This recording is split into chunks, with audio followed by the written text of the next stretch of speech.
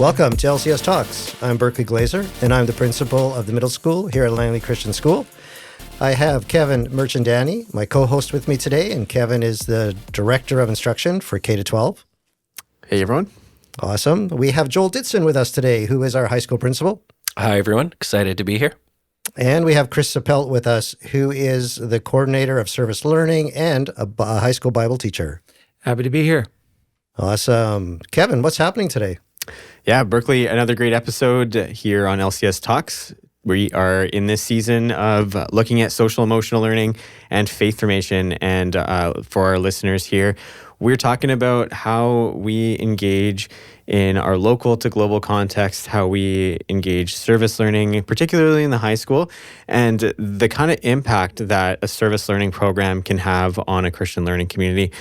I personally have been impacted by facilitating service learning experiences. In my previous role, I've been impacted in the learning experiences that I've had locally to internationally. And I know many families have been asking us when we started to develop our Bible curriculum, how service learning would fit in the work that we're doing curricularly and as a community. And so in direct response to our strategic plan and the needs that we've seen in our community, and just this desire for us to continue to grow as a community of faith, we have decided to move forward this past year with hiring Mr. Sapelt, Mr. Chris Sapelt here, in that service learning coordinator role, and to build out a thriving program where students are going to be engaged in local to global context, invest in service learning, building partnerships and relationships, and seeing the work that God is doing in other organizations to shape this community and for this community to be a part of the shaping and reconciliation work in the world. So really excited to connect with Joel and with Chris today. And it's going to be a great conversation about service learning, why it is such a formative part of our social emotional development, but why it also is vital to a community of faith that's seeking to build relationships and have people impact us as much as we are able to impact the community at large around us. So that's a little bit of what I'm excited about today in this episode. Berkeley, awesome. Back over to you. Great. So, Chris, you're new to our community this year. So help our listeners get to know you a little bit and share a little bit about who you are. Great. Well, again, thank you for having me.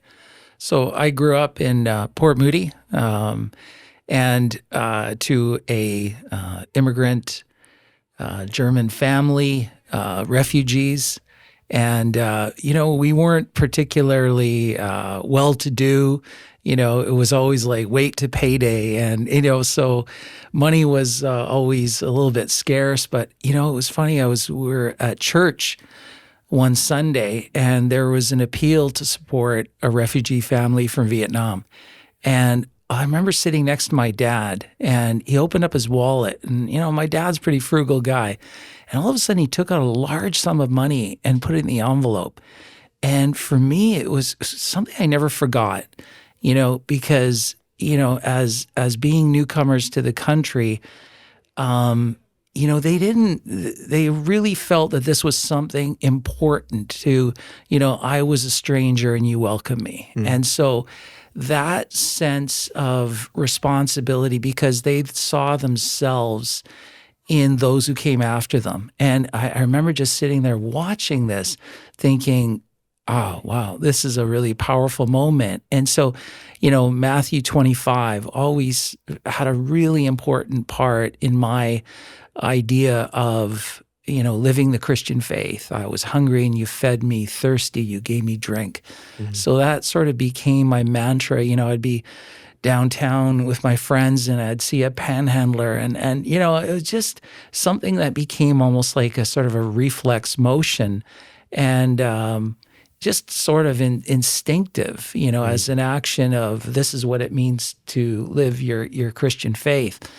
And so I was a student in grade 12 at Vancouver College, and a teacher invited me to serve a meal on the downtown east side. Mm. And so, just making these early connections to service, they were quite formative in their own way. So that's a bit of my early story. Yeah, awesome, Chris. I wonder if we could hear a little bit more about you, get to know you a bit better. What are some other key moments throughout your formation that has impacted your faith development? Yeah, so I've been a teacher for the past 30, 35 years. And so I was a founding faculty member at an independent school in Port Coquitlam. And, when you're starting a school from scratch, essentially you're kind of building elements of the school. And we didn't really have a service program. It was never sort of a view to, engage something in a practical way. And here I was taking a group of students to go on an art and culture trip to New York City. And I remember being on the subway with my students, and there was a transient fellow on the subway. And it was a real tragic scene. This fellow had passed out and he had urinated himself. And my students looked, they were focused on this fellow. And one of my students took out a camera and took a picture and thought, oh, this is my scene of New York. And it really troubled me. I thought, I instantly felt I was a fraud of an educator. I felt, okay, I'm teaching the kids about how to appreciate art and culture, which are important things. But, their ability to respond appropriately to a fellow human being, a child of God, in an appropriate manner to me was something that I had not yet done. So I immediately reached out to the Doors Open Soup Kitchen on the downtown east side, and that became my mission to sort of bridge that gap. And so that was a journey that began 23 years ago, right? That's awesome. Yeah. No, I appreciate you sharing that. I think you've set up a bit of that theological foundation, a biblical foundation as well, too, of course, in terms of how Jesus engaged with people. And just even hearing those moments where you encountered God working and seeing the personhood of the people in the situation, I think that's really what we want to see. Not only an awakening for our students of what's going on in the world, but also and understanding that Jesus sees people and he notices people. And we've spoken quite a few times on our podcast of Jesus's interactions with a wide range of people, marginalized in society, in the Jewish kind of context as well too. And even just coming into your class, seeing some of your Old Testament conversations, Chris, it's encouraging to hear about how you're building into our Bible curriculum and the work that we're doing as well too. So yeah, excited to hear more from you and where the service learning program is going. Oh, excited to be here. Awesome. Joel, you were the primary visionary for the whole concept of service learning. So I'm wondering if you could take us through some of those early plans for service learning in the high school.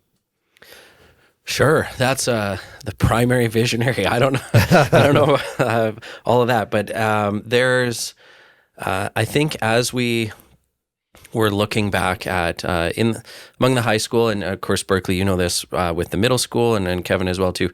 We have different sets of plans. We have strategic plans. We have action plans that we're working on, and ways that we're trying to move the school, and in doing so, our students' experience and how we're able to help them learn, help them transform, help them grow in all different facets of their school life. That those goals and those strategies kind of feed forward into what we do next. So when we're thinking of those things, and service is an area that's shown up in our planning for a couple years now, and just we hadn't moved quite yet on it. So this, I remember talking with Kevin at the beginning of the year, last year in 2022-23, and kind of coming up with 3 big goals that we were looking at as kind of, here's some game changers. Can we execute some of these? Can we move these forward in the next year? And service was one of those. Can we work on creating global and community partnerships in our school, which is one of our strategic goals as a school?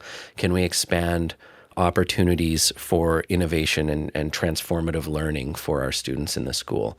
Can we help support their wellness, their well-being? Foster some growth and provide them with opportunities to encounter, as kind of Chris mentioned, individuals outside of their familiar circles, so that The story you shared, Chris, is almost a perfect example of a student encountering someone on that subway outside of their familiar circle, and not viewing them as a person, and viewing them as an object, to be photographed in that way. So I think that's kind of where we started with the conversation, and we were able to move on it, I think, fairly quickly because of it already being part of our plans moving forward. And I think we're on track there to hit some of those goals, as well as providing those opportunities for kids. Yeah, Joel, maybe tell us a little bit more about how we're envisioning that program. What are kind of some of the key drivers of how we've thought about framing the program locally to globally? What are ways that we're thinking through the kind of experiences that we want students to have? And then Chris, we'll have you jump in and add maybe some more descriptions of some of the things that we're doing already in the last 2.5 months or so with the early kind of phases of our service learning program. Mm-hmm. Sure, yeah. As key goals go, I think something that we've talked about, that especially Chris, you and I talked about a lot as we explored this early last year, kind of in what it could look like and how we'd go, is collaborating together with groups, with partnerships locally. Preferably, we've kind of moved within Langley, within the Fraser Valley, some down into Vancouver, into the Lower Mainland area. But that we're working together to serve a cause and meet a need in our community, and that really ensuring as a goal that we are, as an organization, building long-standing partnerships with the groups that we're partnering with. I guess I don't know how to say that better, but there's probably a way. But that these are long-standing, and they're not, as we term it, say, parachuting in and dropping in and kind of service provider, service receiver. Yeah. We're really, really working to avoid that type of environment. We want it to be, I think, Chris, you've used this word a lot, a kinship. Yeah. So those fellowship relationships are critical to this becoming something that facilitates looking beyond this from a distance. And, we want to look at experiences that provide meaningful opportunities for dialogue. So this past week, I was with Bruce Wergeland's First Peoples class of students, and so we were serving a meal at the doors open, and I really, we challenge the students to, it's not about the food that we serve, it's the way you serve it, right? It's opportunity to engage in dialogue. And many of the students, they were right engaged in that. And so when we were debriefing, having this sort of discussion afterwards, many of the students, they were really taken with, hey, that guy has a degree, this guy, he's from Alberta and he's got 2 kids. And, so all of a sudden, the stereotypes, they fade away and you see the person. And so, and that's transformative. It's both for the person who's on both sides, right? Yeah. Chris, tell us a little bit more about some of the early partnerships that we have, moving maybe perhaps locally to our international experience in the States, and a little bit of what we're planning so far this year in our first year of building the program. Well, thanks to you, we made a connection to Avalon Gardens, a seniors facility right here in Murrayville. And so we've connected with them on about 5 or 6 different occasions, where, like, a Terry Fox walk, arts and crafts activity, a Halloween fellowship, and then in a few weeks we're going to bring some students from the elementary school to sing Christmas carols. And this is something I think students need to see. Service happens right here. Right? It's Mother Teresa's line, Calcutta is everywhere if you have eyes to see, and it really has to be seen as something that starts within our school, but then, in our own community. And so the second placement is Surrey Urban Mission. And I was looking for an agency that did facilitate that opportunity for dialogue, and something that was relatively close by, something that, gave students a sense that this problem is close by, right? Folks are falling through, society's cracks, unfortunately, in larger numbers. And so we've been able to make about 5 or 6 visits already to Surrey Urban Mission. And it's a wonderful faith-based Christian service organization. And then the other is the Door is Open on the downtown east side facing Oppenheimer Park. And, that's kind of in the epicenter of, a well-established area of the poorest postal code in Canada, right? Mm-hmm. So there the students see, high concentration of the problems facing us in the local context. Mm-hmm. And a place that, allows us to come in, to prepare, to serve, and to, really engage in meaningful dialogue. So, and to come in with large numbers, which is also beneficial, right? We want to provide as many opportunities for our students to partake in this opportunity. Mm-hmm. Yeah. And we're planning a learning experience to the Bronx in New York. Tell us a little bit about what that's looking like for us this year. Yeah. A part of my educational journey took me to New York City, where I completed a master's degree in religious studies. And while I was there, this was in the early 90s.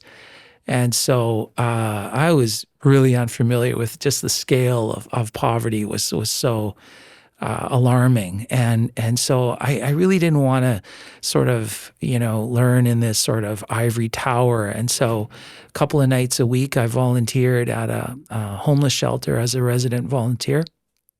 And so it gave me an opportunity to sort of connect with some of the residents, in this homeless facility in the South Bronx. And, that was arguably as meaningful as that which I studied for my master's degree. Mm-hmm. And so when I came back to the Lower Mainland, this both living in New York and having, engaged some of these social problems, Mm-hmm. I thought this sort of stuck with me. And so as our students kind of went from grade 8 to grade 11 and 12, this now took me back to doing that trip to New York, right? Mm-hmm.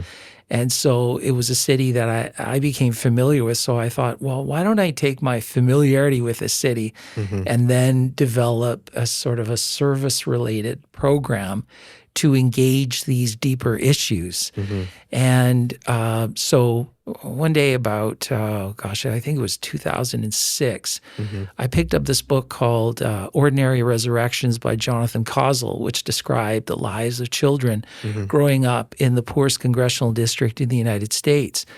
And so I happened to be in New York with my wife on our 10th anniversary. And so I thought, I got to check this place out. So I knocked on the door unannounced. And I just said, hi, I'm Chris. I'm a teacher in Vancouver. And I would love to take my kids here and, engage some fellowship and outreach.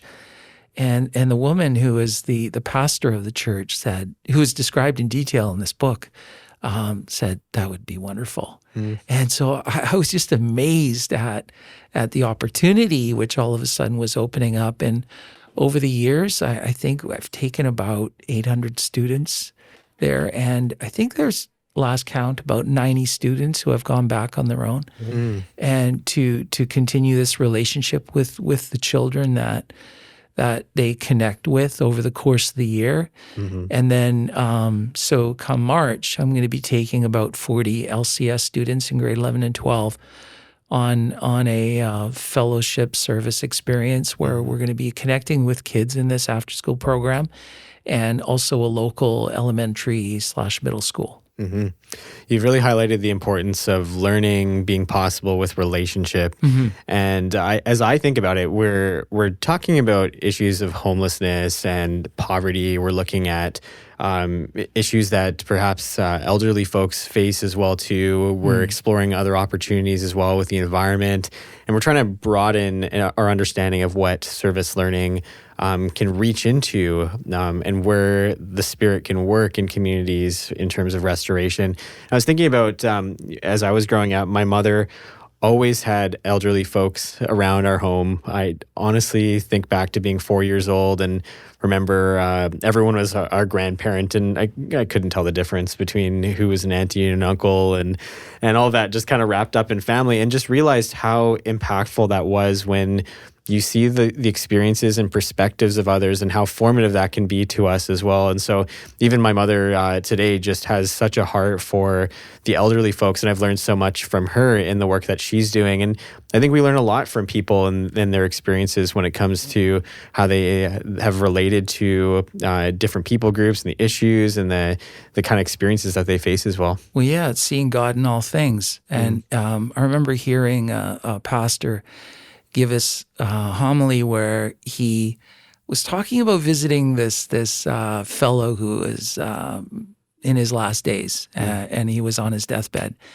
And he witnessed this tender interaction between his this fellow who was dying and his wife. And he knew this couple for many years, and they didn't always have the easiest relationship. In fact, he could be a very difficult fellow, but he saw a side of this man in his infirmity. And then all of a sudden he said, it's like a leaf where it becomes more beautiful just before it dies. And I just remember being struck by, how poignant and how truthful that was.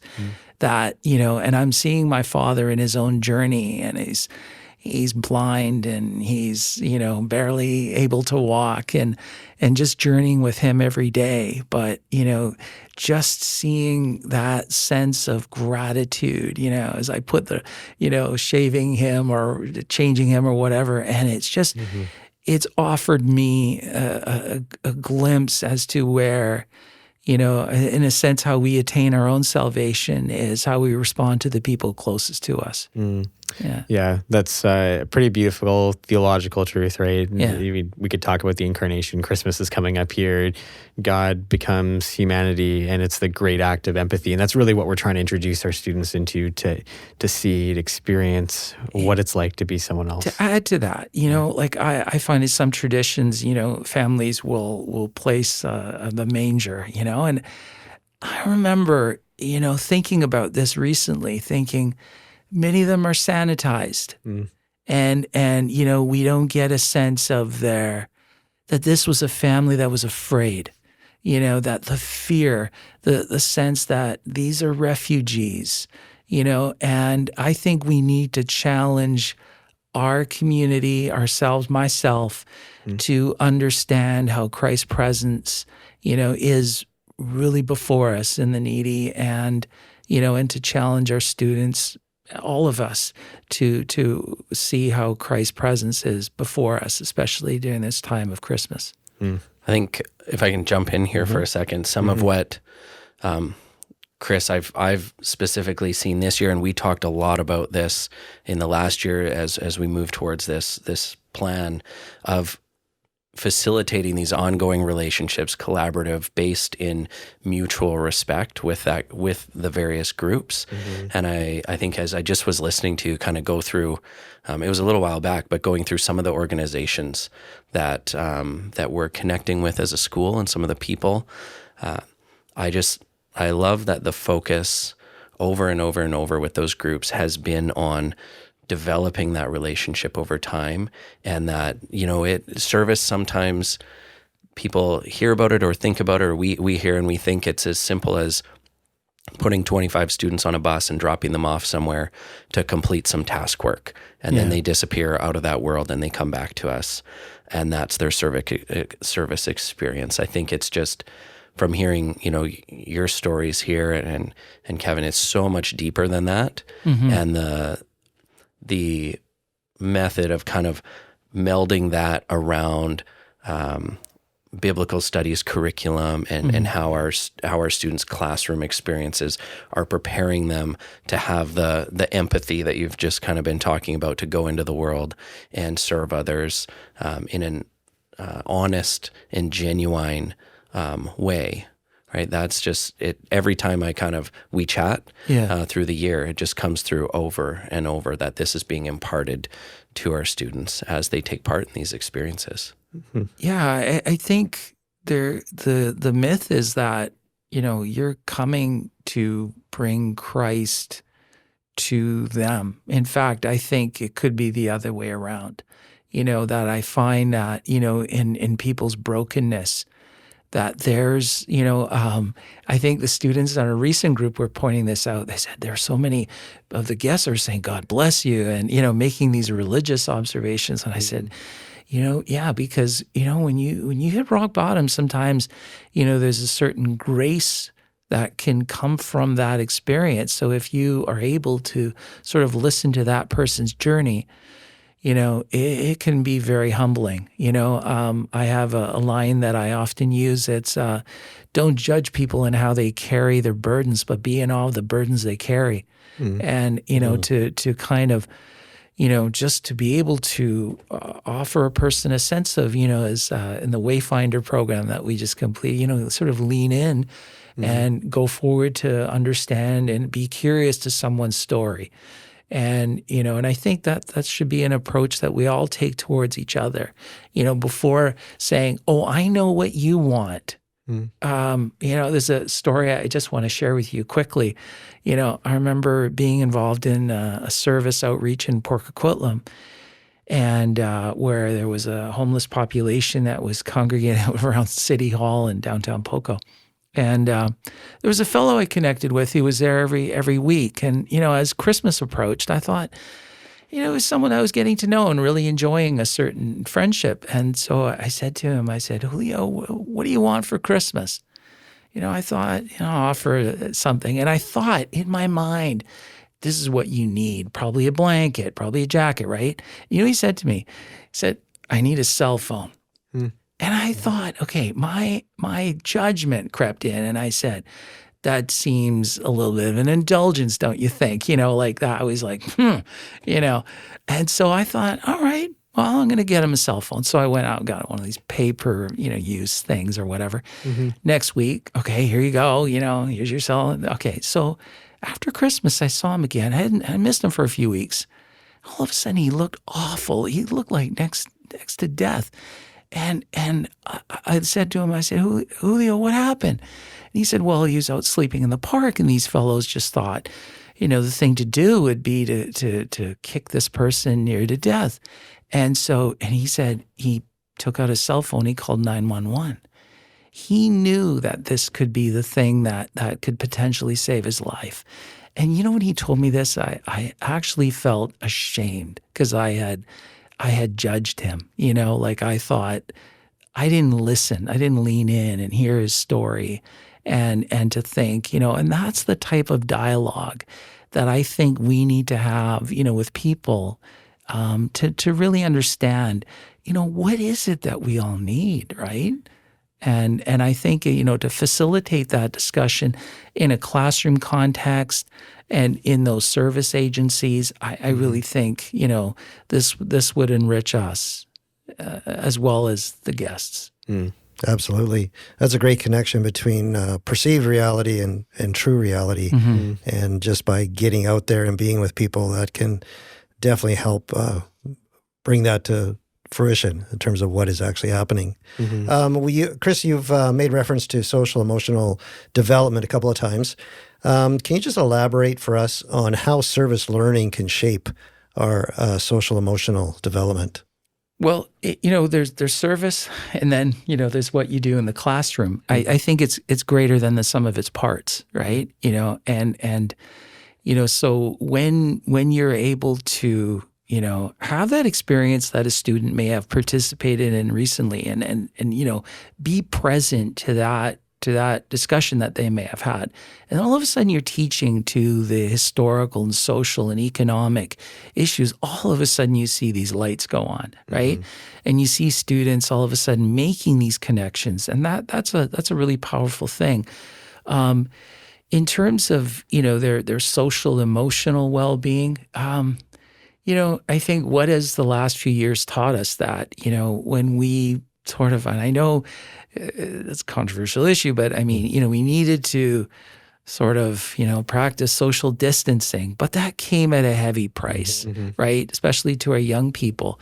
And we need to repair those connections to each other locally, but, to our own wider communities, because, the ones who were affected, I think two groups that were profoundly affected by the pandemic in terms of social, emotional well-being are students and the marginalized whose volunteers all of a sudden fell by the wayside, right? And so I think it's really important to sort of revive those connections, for the well-being of both parties, right? But the learning piece though has to be a part of it, and I think that's what drew me to this position here, where it wasn't two worlds, separate, which I think unfortunately happens too often. You see these service experiences happening in isolation, and you need to, my job is to connect those points and to build those connections between what they're learning in their courses, be it psychology or be it history, right, or social justice. Totally. Yeah. And you've provided some pretty amazing opportunities already, Chris, in terms of connecting classroom teachers to context. I often talk about with our Bible teachers this movement of context, text, context. I think in the same way when it comes to learning in our school community, where we want this really rich moral and ethical kind of formation, it's really hard to do that when we are just putting out theoretical spaces for kids to make ethical decisions. And it's a lot more like now we have access to a child and what they're experiencing in the context as they're seeing it unfold in their lives. So when you're out there and they're having conversations with one another about other people's decision making and how could it be that someone would end up in a particular circumstance like homelessness, or what perhaps even an elderly individual might be experiencing in terms of issues around loneliness, and how they might actually process that and make sense of it. I think what we're starting to do as a community is think about how our faith impacts that ethical formation and that social emotional development piece too. So I think it gives us that context, and then when we're back in the classroom, we actually understand what the issues are before we continue to apply that into our different spaces. And hopefully we're equipping students. That's our intention, to be a place where students are equipped to have these conversations and to also have agency with the partnership of the Spirit to be a reconciliatory kind of agent in the world too. And I think that's a really big part of the work that we're doing as a school community. Yeah, absolutely. I think Martin Luther King had a line. He says, "Church is not a place you go to, but it's a place you come from." And, so I do think that we, ought to be connecting and to experiencing. And because, sometimes we maybe fill in the narrative and in a way that that often isn't truthful, to the wider experience of what people are facing. And, if we look deeper, we find something of ourselves there.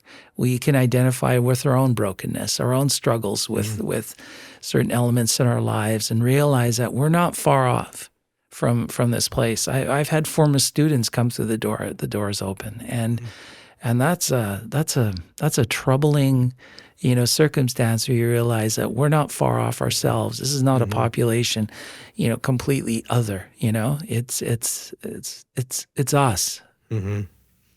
Thanks, Chris. Joel, would love to hear from you in terms of the work that we are doing with service learning.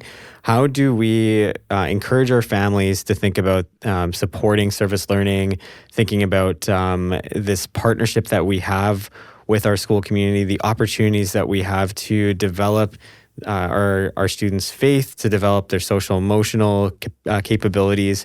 What encouragement would you share with families to partner in this program development effort? Yeah, I think I'm really excited to see what I've seen so far and what's happening. And I think the most important thing any of our families can do is continue to reflect and support for their students that this service learning is an opportunity for meaningful impact, and not an obligation that I need to do, but it's something that we continue doing because of who we are and because of what we're called to do in the world. And I remember Chris sharing with me some stories of past students. One in particular, I remember early on, where I believe the student had shared with you, the first time I came because I had to. Yeah. The next time I came because I wanted to. Yeah. And I think as we are in these early stages, sometimes we go through some growing pains, new programs, new changes. It can make us wonder if it's something that we want to do. And I know one encouragement definitely would be, just approaching service learning as an opportunity for meaningful impact that LCS as a school can have in our community. Encouraging children, students to find areas within there as we cultivate and more experiences, more opportunities in different places. Also finding areas that align with their passions, that their giftings, and where they can dive in and be part of that service opportunity. Open to the new experience, the new people that we're serving. That's as I think you shared this already, Chris, it's as much about our learning as it is about helping, right? And and how it's helping us as well too. So I think that openness, and I think I mentioned this just right at the start, but as a way to embody our faith as well as a Christian school, that we are, embodying those Christian values and doing this work in our communities here. Mm-hmm. That's awesome.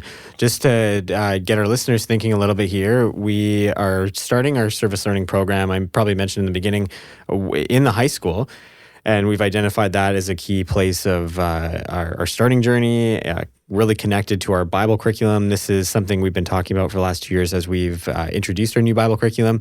And then we're also going to be doing some thinking about what this program looks like in the middle school and the elementary school. And we've got lots of teachers doing a number of really good work in service learning, and we want to be a school community that's also unified. So I'll go back to our theme passage this year from Romans 12:5. In Christ, there's belonging. Many members, we have distinct gifts. But we're one body and we're unified. And that passage, I think, is a way to think as a school community, a Christian learning community that is building a program. Like you said, Joel, some growing pains as we figure out who our partnerships are, how we can keep this learning purposeful, connected to the curriculum, connected to not only that question of impact, but being responsive to the impact on us as a community, a community of faith that's always continuously learning. And then also just thinking about how this program fits from K to 12 as we equip students to be able to experience God's world in unique ways, to see different contexts. And I think this also has intercultural value. I think it impacts us in how we see people. It impacts the way that we think about ourselves and our identity. And I think it also encourages us to be people who are reflective as we engage in different moments of this purposeful kind of discomfort, as we see and experience the world differently and different perspectives impact us. We want to be a community that not only thinks about different perspectives, but does it from a faithful Christian and biblical kind of approach. So this has been a really great conversation to hear about some of the vision and some of the early stages of the work that's happening, and would love to, even at a later point, maybe we'll do another talk and update our community on some of the work that's been done and hear from students on the impact that our program is having on them. Yeah, I already, the feedback has been quite affirming. There was a colleague whose son was along on a trip this past Monday.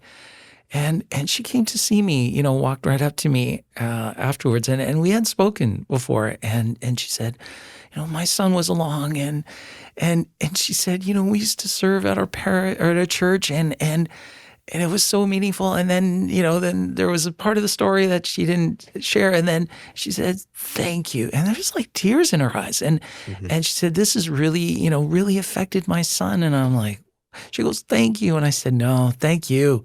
Because these things, the seed is planted at home, and I think what happens is those discussions, around the dinner table, or in the drive down the road to soccer practice, the comments that are made, kids hear those, right? And then, so that's what I find. The parents are the greatest educators of their children.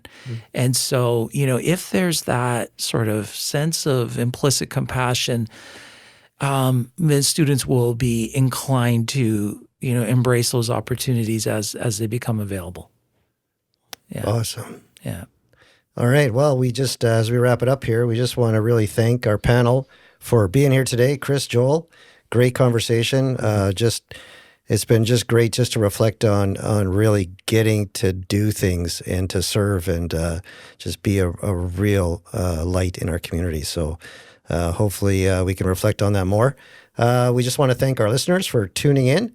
And we value your input and just want to remind you that if you have any questions you'd like to or comments you'd like to share with us, you can reach out to our email, podcast@langleychristian.com. And we thank you for tuning in.